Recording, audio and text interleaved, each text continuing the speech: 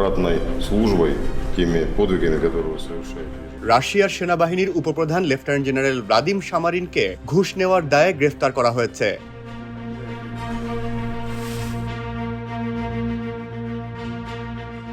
আজ বৃহস্পতিবার রুশ গণমাধ্যমের বরাত দিয়ে এই তথ্য জানিয়েছে রয়টার্স।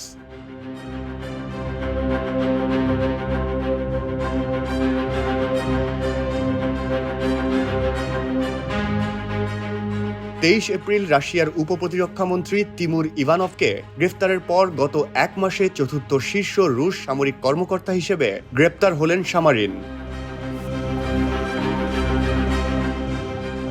এর আগে প্রতিরক্ষা মন্ত্রণালয়ের হেড অফ পার্সোনাল ইউরি কুজনেতসভ রুশ সেনাবাহিনীর 58তম ব্যাটালিয়নের সাবেক কমান্ডার মেজর জেনারেল ইভান পোপভকেও গ্রেফতার করা হয়।